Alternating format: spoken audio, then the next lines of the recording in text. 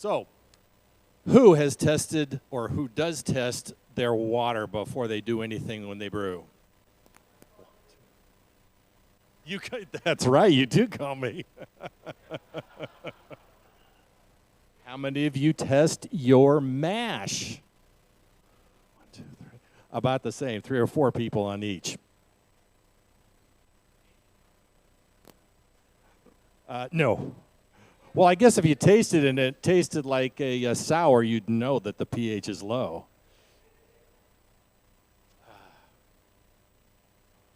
Yay! So what is pH? I've heard it said it's the potential of hydrogen. But then I found this other thing in Brewkaiser saying that the P in pH stands, if you guys are into chemistry, the negative and whatever else it is, the negative base 10 logarithm, and the H stands for the concentration of hydrogen atoms. So what is it really? There's a balance between those two, the protons and the hydroxide, which I really loved this chart that was in Brewkaiser's website. What it really points out is that there's a direct relationship between these two. If you multiply this times this, you get the exact same number all the way down. Whoops, all the way down here. Each one of these will give you the same product, and I think it's 13 zeros and a 1. And I'm not sure what a negative logarithm means, but I find it really interesting that it's a decimal point in all these zeros and 1, and that the top end of the range is 1. That's on the hydrogen side. On the hydroxide, it's just the opposite, where you have all the decimals in 1 and you end at the bottom with 1. So the relationship is direct between the two. As the hydrogens go up, your pH drops, it becomes very acidic, and as the did I get it right? Hydroxide? Yeah, as it goes up from here to here, it becomes 1 and it becomes the dominant one, and that becomes, highly basic caustic soda. We like to look at this area right in here. The finished beer in here, your star sand here.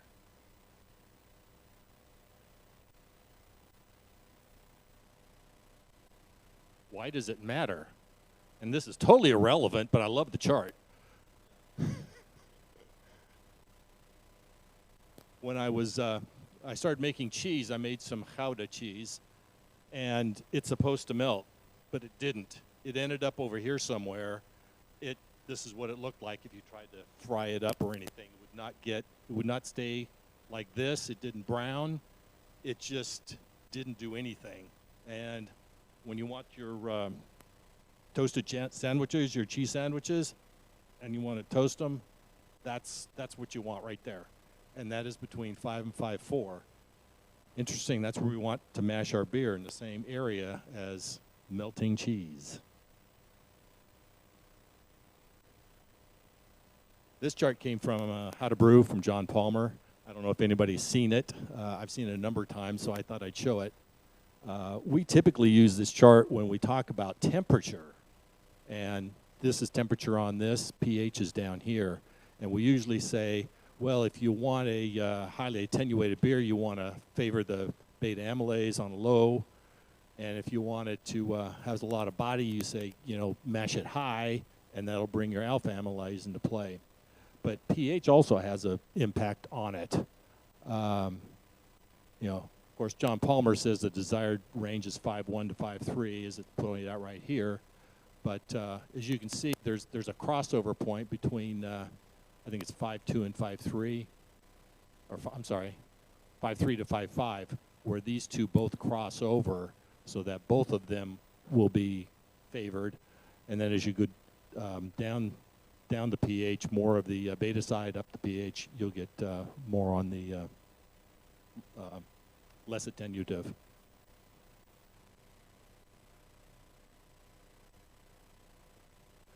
This was a quote from the Water book from John Palmer and Colin Kaminsky. And they said, in general, the pH of the water supply has little effect on brewing. And that, there's one context I can see that is, you know, because if you just if you're planning to adjust your water for your final, which is what we should be doing, it really doesn't matter what it is, because you can always adjust the water to get it to where you want it.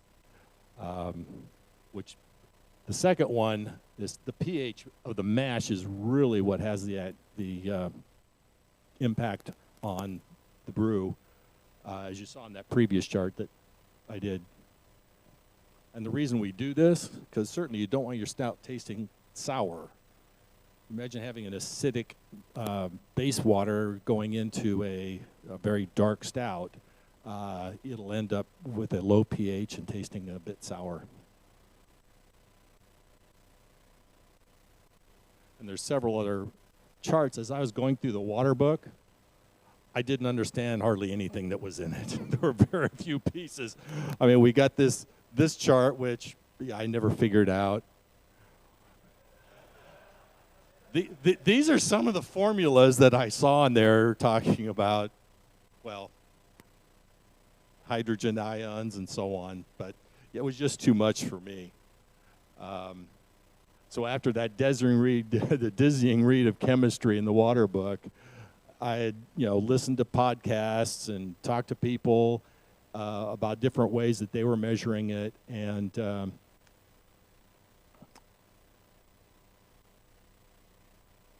finally decided on, you know, getting a pH meter. I had read that the pH strips aren't too accurate, although the pH fast, if you're going to use them, those are the ones I hear are better.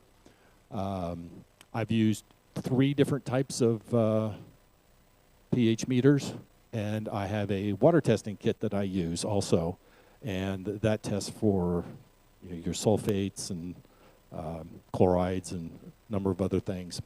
So this is what I came to use in my brewing. I test my water each time, and it's amazing how different it can be each time I do test it.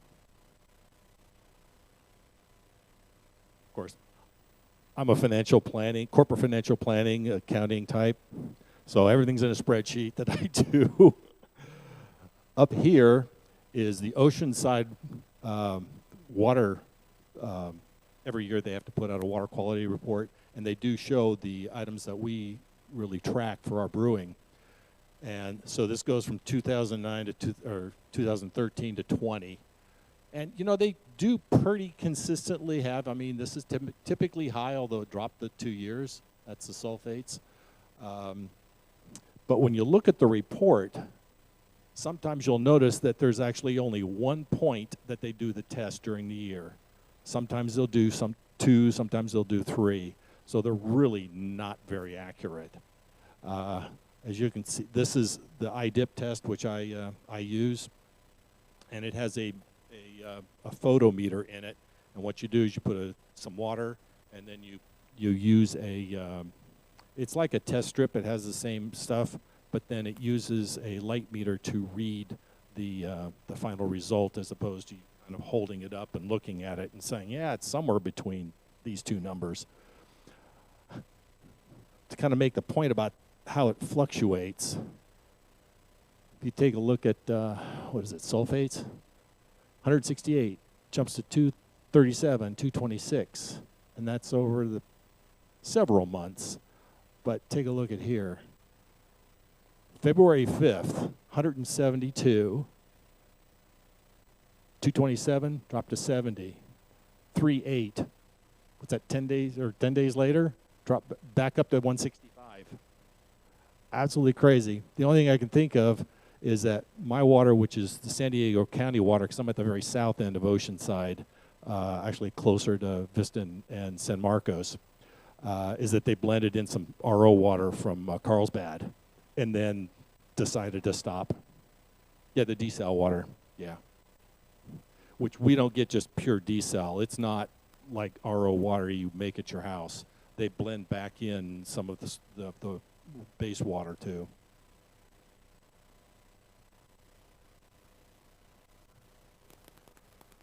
So then what? You know, I decided what profile calculator I was going to use, and Beersmith at the time didn't have one in their product, so I bought the program from Brew and Water and started building it out. You know, the steps that you go through is you basically input your water parameters. And again, I get that from the IDIP. You input the dilution that you're going to use, and I vary that based on what I'm going to need to add back into it, and how, you know, if salt ends up being, you know, 150 or 200, or in one case, I think I had a reading of 380 for sulfate at one time. And I mean, I ended up diluting that down, I think 90%, but I typically am somewhere between 75 and 80. You input the grist bill, and that way he does some magic in the background that does a calculation of how much acids that contributes. You put in the grain type, the quantity, and the SRM of it, and it does that magic. After that, you adjust your minerals and basics in order to come up with your final water. So anyway, this is kind of where you input your water report that you get. Anything that's in blue, these are your inputs. So there's some there and some down here. All about your water. The next one, this basically is used just to calculate your sparge water. So you input kind of how much your sparge is going to be versus your mash, and where you're going to put your minerals and salts, and then this calculates how much acidifying that your mash water is going to need. Here's where you put in your grains. And then this is kind of where all the magic happens. You want to build yourself, I mean, they have a whole list of different waters from all around the world, and then there's a place where you can build out whatever you want yours to be. So I have some that I do for lagers, some stouts, and my IPAs and so on. So the biggest things that change are the balance between chlorides and sulfates, and then kind of the overall. This was a light lager, so I have very few minerals, and the chloride sulfates are pretty much equal. So after you kind of build your water by adding down here, you add gypsum, calcium. That builds out the pieces, kind of the flavor pieces of it. And if you're typically, with the dilution I do, I'm short on calcium. So I may have to add some pickling lime to bring that calcium level up and then adjust it down with acid. And you can use lactic, phosphoric, and then you can put in the strength of it. These over here, this is your mash water, that's your sparge water, and then this is kind of your post-boil. And the post-boil volume is what they use to calculate your finished water profile, so you can look at that. And you know the mash numbers to make sure you have enough calcium in the mash. Yeah.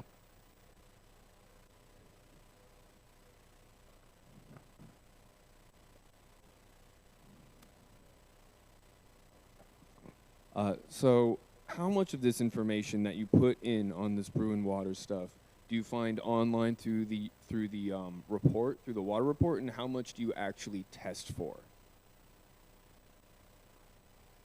The biggest inputs I get from the output when I do my water testing.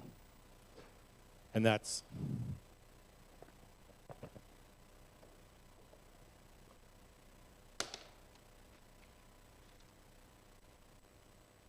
alkalinity, calcium, chlorides, total hardness,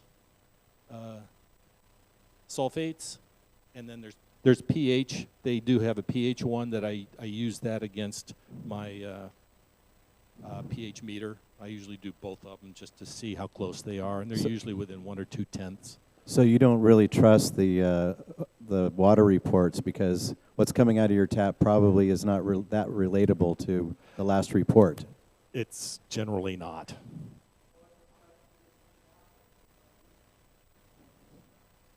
Yeah, it Yeah. dropped 50% for about a month, and then within days, I tested it again, and it bounced right Yeah. back. Yeah.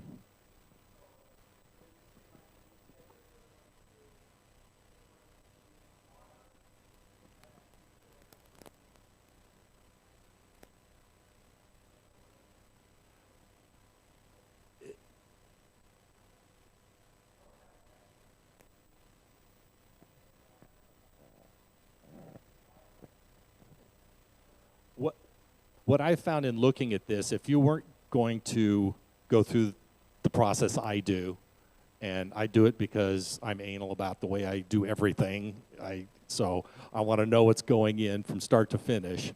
But if you don't, if you were in the situation where everything dropped out, you had no sulfates in it, they blended in a bunch of the RO water, and you're doing a stout, and you just mash it, you're going to get a more sour mash than you would have expected. One thing that is very easy to test, because pH meters are finicky as all get out, and the test strips don't tend to be that accurate. So I'd suggest getting a TDS meter, total dissolved solids, because many of the things flowed.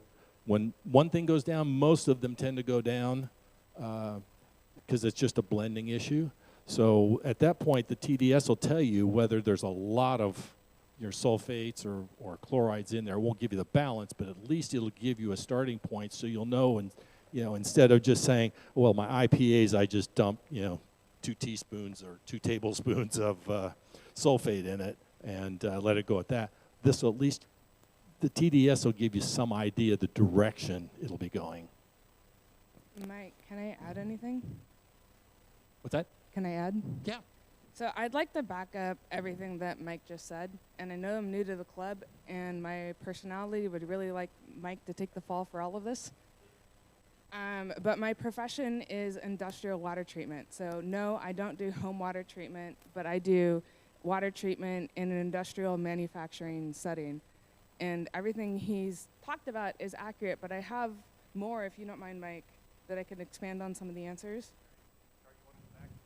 So perhaps, let's wait and see what the questions are. But one of the questions was, how do we deal with water changing in our houses? And I have to say, I don't know, because I haven't lived in Vista very long. I haven't been a part of this club very long. And what I can say is that when I moved down here, the first thing that I looked up in Vista was the water report. And the first thing I learned was that Vista has 4 water sources. So from me, as the home brewer, the first thing I tested was how my tap water tasted, and it was nasty. Okay, it was bullshit. Okay, so my husband and I had 4 to 5 pitchers of iced tea in our refrigerator trying to cover up the taste of Vista water. Why would I brew with that? Okay, so I made the choice of installing a RO unit at my sink so that we don't have to taste the flavor of Vista water. So I'm not advocating a whole house RO. What I am advocating is that please talk to me, and I don't know how you do this in the Society of Barley Engineers, and I apologize because I'm a brand new member, but if you want to buy something for your house, I make no money off of it, but as a water person, what you will find is that water nerds love to talk about water. Please ask me before you buy anything for your house. We'll get you in a sec, okay? I don't even, the email thing here is really confusing to me. I was talking to somebody about that, yeah. Okay. But second, if you are going to choose to purchase water, you do have to add salts, which is what Mike was getting at earlier, whereas there are certain kinds of minerals that accentuate flavors in beer that we really enjoy.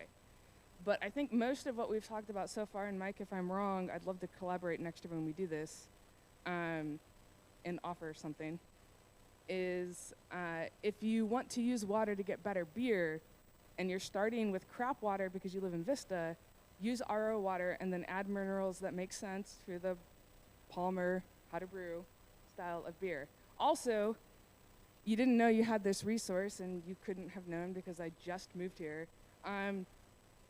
My company will totally trade water samples for beer. So if you, and we don't sell home stuff, right? We only sell industrial stuff. We are going to get you hooked up, girl.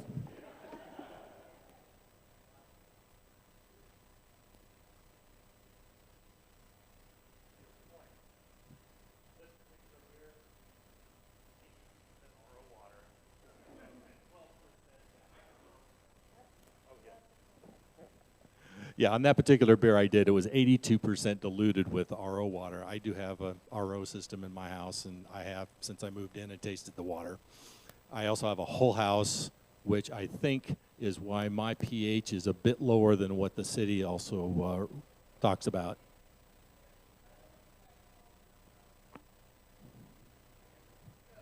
As someone who has to have legalese behind me, don't just buy shit for your house because of what happens in Homebrew Club. Talk to me offline.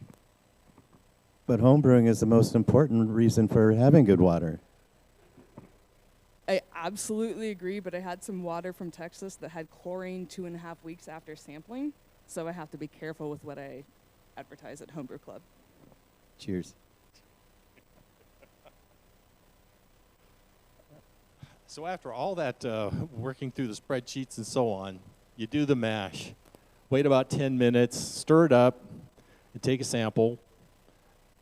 Cool it down to the temp that is on your meter. This particular meter uses 77 degrees so I get it close to that number when I test it.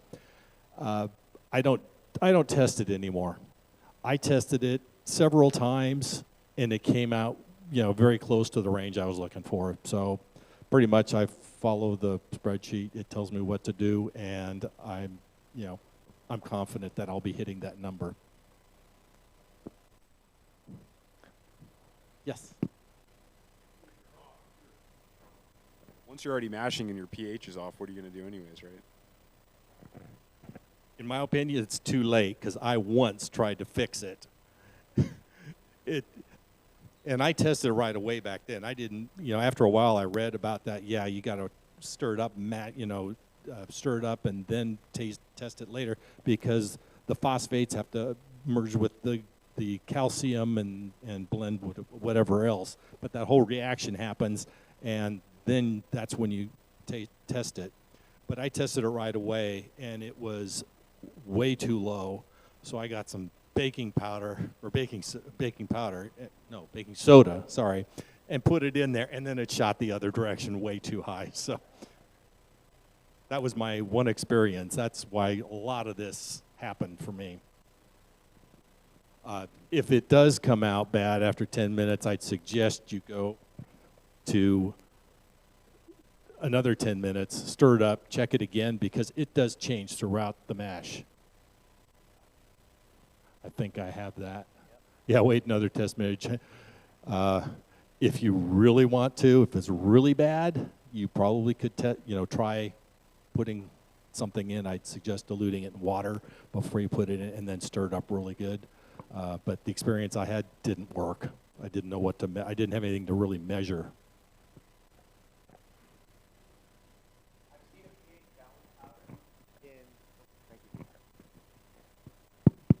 I've seen a pH balance powder in homebrew stores. It's called 5.2 or something like that. Do you find that to be useful? Because I've tried it and seen little to no change in my mash pH. I have never used it myself. I've listened to a number of podcasts, and a lot of people have written on it, say that it is not particularly useful to try to get to a 5.2. Okay. Thank you. Back there.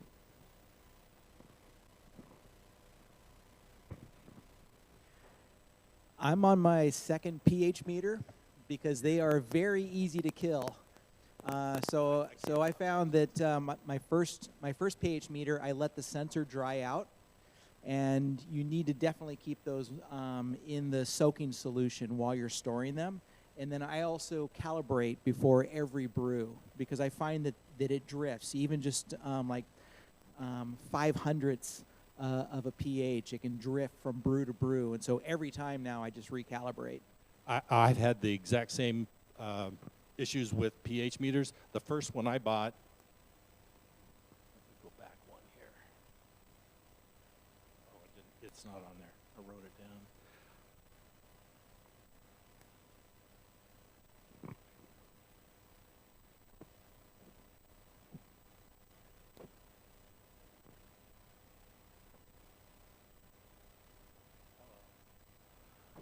This one's a Milwaukee, and the cap that goes on here does not seal.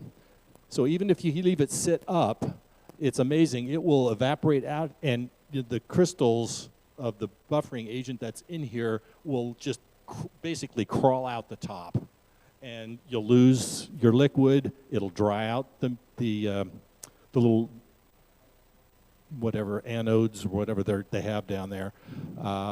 And you basically ruined it. You have to buy a new one. So after the third one, I gave up and went to this one, H&M. This has a ring right here, an O-ring, and it you screw it on and it tightens up, and it is waterproof. I've never had it leak. I also bought one of these, the spike version. This is typical for brewing, but I have the spike version that I use for cheese. It's just made a little bit differently, and it's done the same way. You can see the O-ring right here, and it does seal. And I have both of mine that I use here as well as my kit.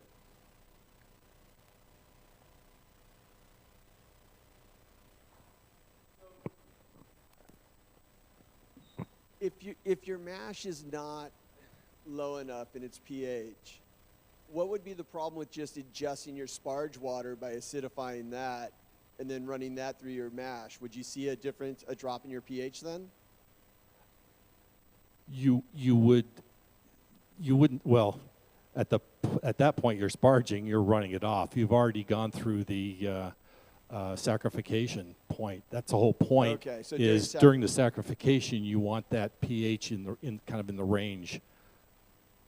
You don't think that during sparging though the saccharification is still happening? Oh yeah, it is. But you're spending an hour versus Gotcha. what 15 minutes that you are going through that process. Cool. Thank you.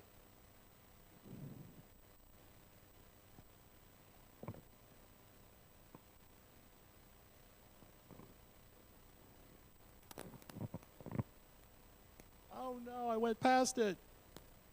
There we go. And then the words of Charlie Papazian, relax, don't worry, have a home brew.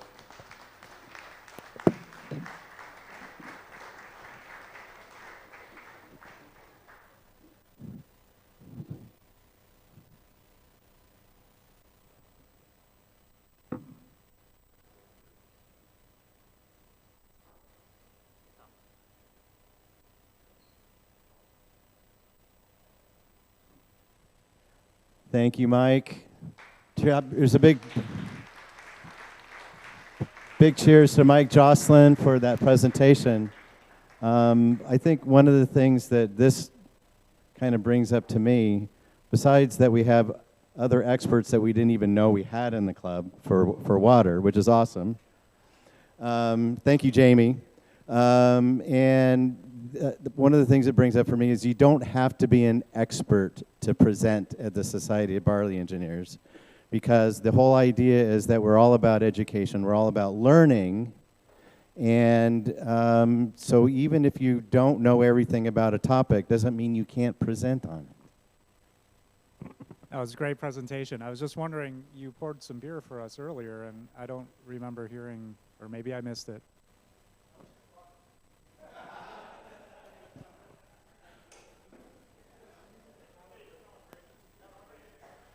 I needed I needed a lot of yeast in order to get the wee heavy, so I brewed a blonde ale to generate the yeast to dump in the 6 gallons of 1096 wort, wort.